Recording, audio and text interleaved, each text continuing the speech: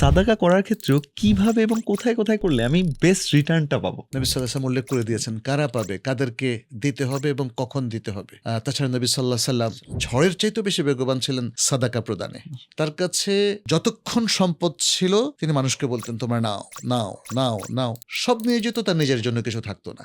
ভাইয়া, রামাদানের অন্যতম একটা আমলের মধ্যে যেটা আপনিও আমাদের হিন্দি ছিলেন যে সাদাকা করার ক্ষেত্রেও কিভাবে এবং কোথায় কোথায় করলে আমি বেস্ট রিটার্নটা পাবো, প্লিজ। জি, ধন্যবাদ। এখানে রামাদানের দুরকম সাদাকা আছে।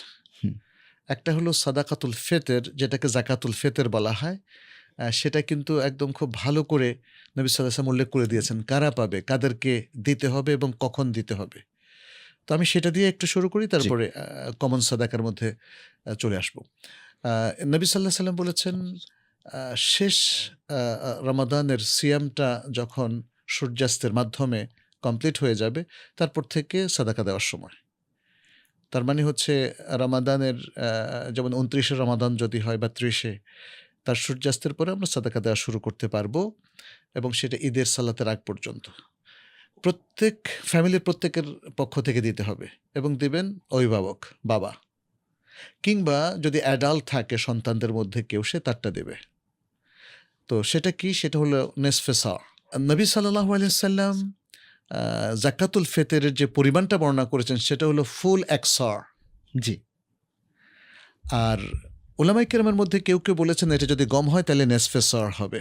হ্যাঁ, তাহলে ফুল এক সরটা হলো মদিনার একটা পরিমাপের পাত্র, যেটাতে খাদ্য রেখে তারা, যেমন ওড়া বলে আমাদের দেশে, এরকম একটা পাত্র, গামলার মতো একটা পাত্র হবে, সেখানে এক সর পরিমাণ, মানে যাই রাখবেন সেটা এক সর বলে গণ্য হবে।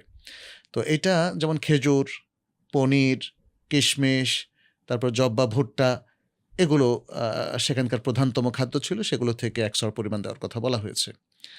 এটা দেওয়ার টাইমটা হলো সূর্যাস্তের পর থেকে ঈদের নামাজের আগ পর্যন্ত। তবে আরেকটা রেওয়ায়তে আমরা পাই, যেটি আব্দুল্লাহ ইবনে ওমর রাদিয়াল্লাহু তাআলা আনহুমা, তিনি বলছেন ২ দিন আগ থেকে এটা দেওয়া যায়, অর্থাৎ ঈদের সালাতের ৪৮ ঘন্টা আগ থেকে জাকাতুল ফিতর দেওয়া যায়। কাদেরকে দিবে? নবী সাল্লাল্লাহু আলাইহি ওয়াসাল্লাম বলছেন এটা মিসকিনদেরকে দিবে। মিসকিন অর্থাৎ যারা আসলে পুয়ার অথবা আলট্রা পুয়ার, দরিদ্র অথবা হতদরিদ্র, এই ২ শ্রেণীকে দেওয়া যাবে, আর কোনো শ্রেণীকে জাকাতুল ফিতর দেওয়া যাবে না। আর এটাকে খাদ্য দিবে নাকি অর্থ দিবে, টাকা দিবে, এটা নিয়ে ওলামায়ে কেরামের মধ্যে ইখতিলাফ থাকলেও অধিকাংশ ওলামায়ে কেরাম খাদ্য দেওয়ার কথাই বলেছেন। যদি খাদ্য নেওয়ার মতো কেউ না থাকে তখনই অর্থ দেওয়ার প্রশ্নটা আসে। যদিও অনেকে এই আর্গুমেন্টটা করেছেন যে না, মানুষ তো খাদ্য নিতে চায় না, তা তো হয়তো বাসায় খাদ্য আছে, সে টাকা চায়, কিন্তু এটা আসলে পরিমাণ খুব কম।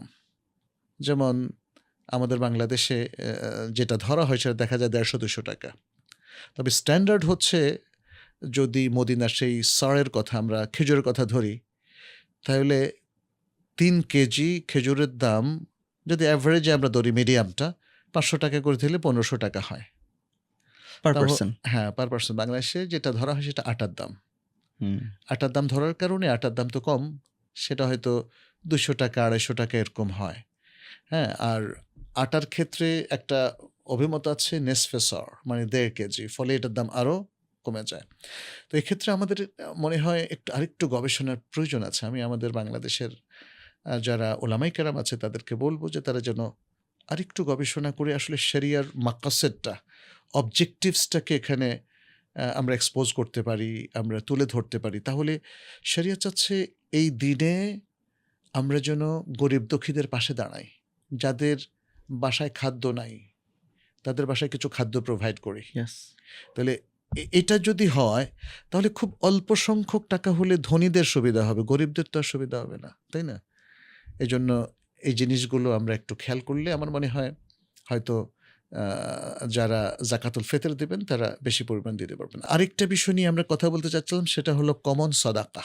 কমন সাদাকা মানে হচ্ছে এই যে ফরজ সাদাকা যেটা আছে, জাকাত কিংবা জাকাতুল ফিতরের বাইরে সাদাকা।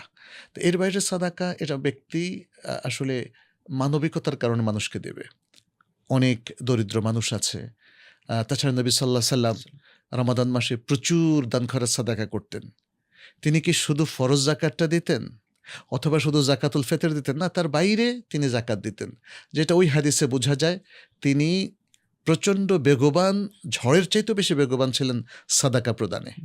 আল্লাহর রাস্তায় দান করতেন, মানুষকে অকাতরে দান করতেন।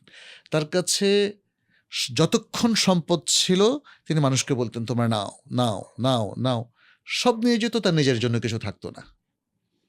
তাহলে এটা ছিল নবী সাল্লাল্লাহু আলাইহি সাল্লাম এর আমল, এক্সাম্পল আমাদের জন্য, রোল মডেল তিনি। নবী সাল্লাল্লাহু আলাইহি সাল্লাম আমাদেরকে আবার বলেন নাই যে তোমরাও আমার মতো একদম শেষ বিন্দু পর্যন্ত তোমরা দান করো, এটা বলেন নাই তিনি। বরং তিনি আমাদের জন্য জাকাতুল ফিতরকে ফরজ করেছেন আর জাকাতকে ফরজ করেছেন। নফল যে সাদাকাটা সেটাকে ফরজ করেন নাই, কিন্তু উদ্বুদ্ধ করেছেন।